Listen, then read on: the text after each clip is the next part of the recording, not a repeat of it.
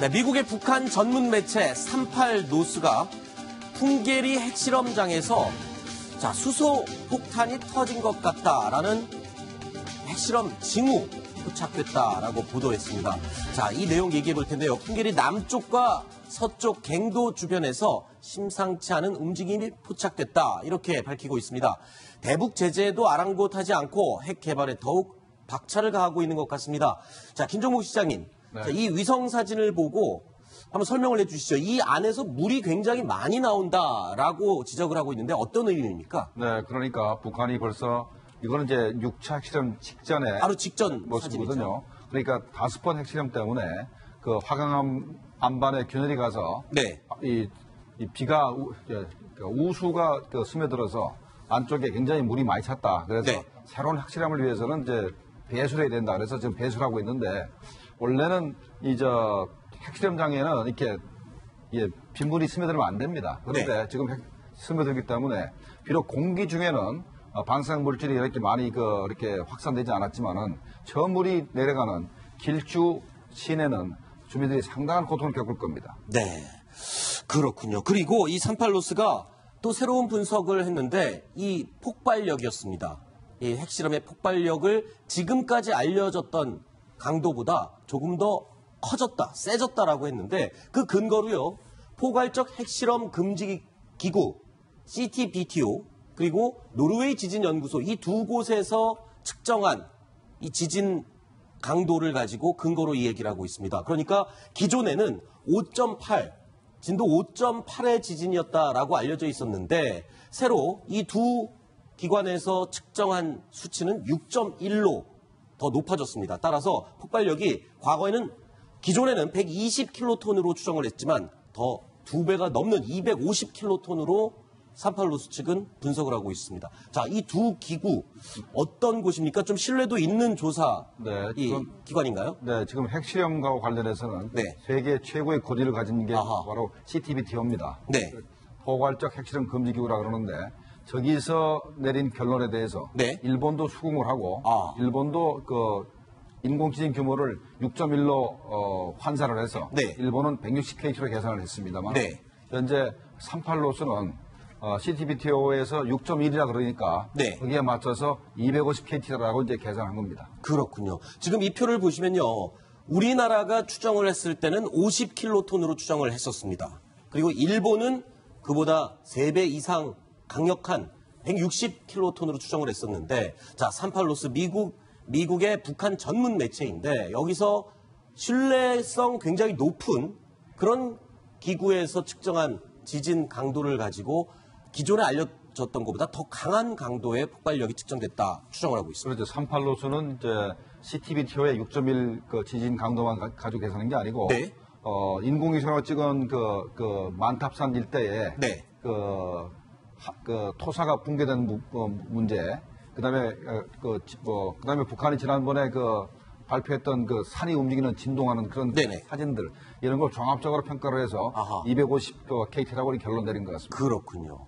어쨌든 수소폭탄 실험임이 더욱 분명해지고 있는 근거들이 또 하나씩 밝혀지고 있습니다. 자, 이런 가운데 북한이 오늘 유엔 안전보장이사회가 이 결의안을 마련한 데 대해서 공식 항의 입장을 밝혔습니다.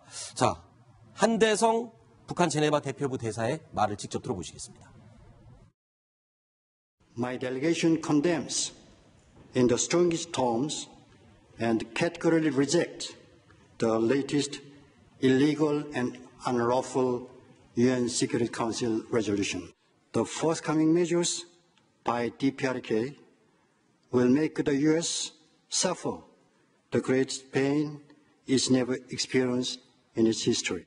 Obsessed with the wild dream of reversing the DPRK's development of nuclear force, which has already reached the completion phase. 네, 유엔의 대북 제재 결의안 2375호가 채택된 지 하루 만에 입장을 밝힌 겁니다. 하루 당일에는 침묵을 지켰는데 자, 어떤 항의 내용이 주로 담겨 있습니까? 예, 지금까지 이제 북한이 유엔의 결의안 채택에 대해서 2건의 항의 발언을 내놨습니다. 네. 지금 보신 것처럼 제네바에서 지금 그 군축 회담이 열리고 있거든요. 네. 유엔 군축 회담에서 제네바 유엔 대표부의 북한 대사가 이제 자기 얼굴을 내걸고 이제 발언을 했고요. 네. 그다음에 오늘은 평양의 북한이 외무성 보도라는 형식으로 네. 항의 발언 내용은 똑같습니다. 첫째는 유엔의 결의안 자체가 불법적인 것이다. 네. 자기들은 받아들일 수가 없다. 그리고 미국에 대항해서 계속 핵미사일 개발을 할 것이다라는 취지의 네. 발언을 또 했고요. 또 더 나아가서 미국은 이번 불법적인 결의안 채택에 대해서 고통을 겪게 될 것이다. 네. 이런 세 가지 내용이 그 두 건의 북한 반발의 골자가 되겠습니다. 자, 2371호 대북 제재 결의안 때도 역시 항의의 뜻을 북한은 밝혔고요. 이번에 2375호 때도 항의의 뜻을 밝혔습니다. 그런데 조금 특이할 만한 점이요.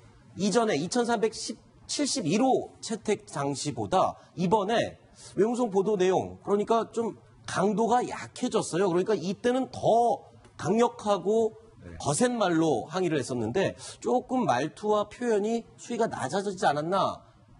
이건 저는 그렇게 생각 안 합니다. 아, 그래요? 2371호 때는 1100도로 결정할 거라 그래서 네. 세게 도발할 걸 얘기하고 있는데 네. 저게 바로 수소폭탄 실험이었고 네. 그 실험을 해가지고 성공했지 않습니까? 그러니까 이제는 미국과 맞먹겠다. 네. 이제 미국과 실제 힘의 균형을 이루겠다. 네. 라고 이제 큰 소리 치는 겁니다. 아, 그래요. 내용적으로 보면은 격이 낮아진 게 아니다라고 김정국 실장님께서는 분석을 하셨고요. 부장은 어떻게 보십니까? 네, 지금 이제 앵커께서 말씀하신 거는 이제 발언의 형식을 가지고 얘기를 하는 거죠. 네네.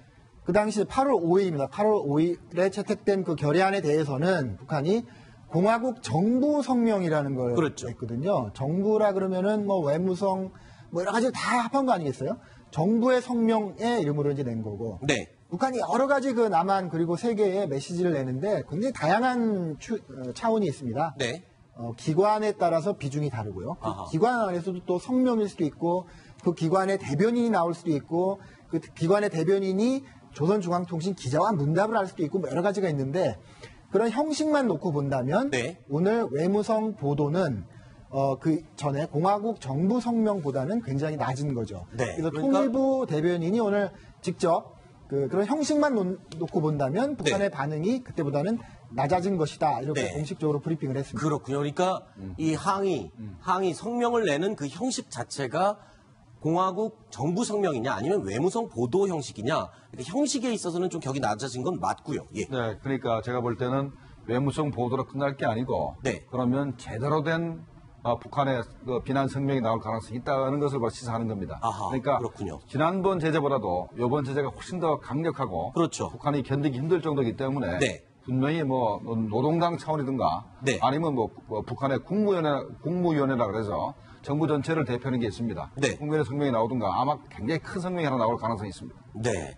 자, 이런 가운데 이 북한에 대한 제재 EU가 또 앞장서기 시작했습니다.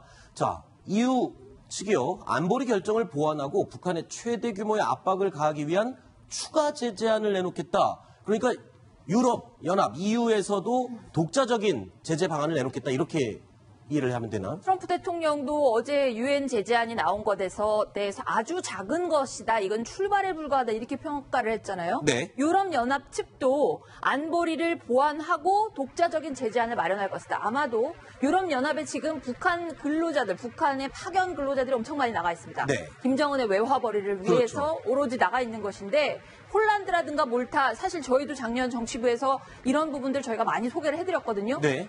아마 일제히 추방하는 조치 같은 것들을 아하. 새로 마련할 수 있지 않을까 이런 전망들이 지금 외신을 통해서 나오고 있습니다. 아, 그러니까 북한 근로자들, 유럽 쪽에 파견된 북한 근로자들 외화벌이를 하고 있는데 이들을 추방을 한다. 굉장히 강력한 조치가 되겠군요. 그렇습니다. 지금 유럽연합의 분위기는 굉장히 지금 격앙이 돼 있고요. 네. 이 문제가 미국만의 문제가 아니다. 네. 유럽의 문제가 될 수 있다라는 그런 분위기입니다. 네. 굉장히 강경한 조치를 준비하고 있는데 그렇게 된 결정적인 계기가 바로 7월 4일 날 북한이 화성 14형 1000km짜리라고 주장하는 화성 14형 시험 발사한 그거거든요. 네. 왜냐하면 그 미사일 실험 발사를 한 다음에 이춘희 아나운서가 조선중앙TV에 나와갖고 네.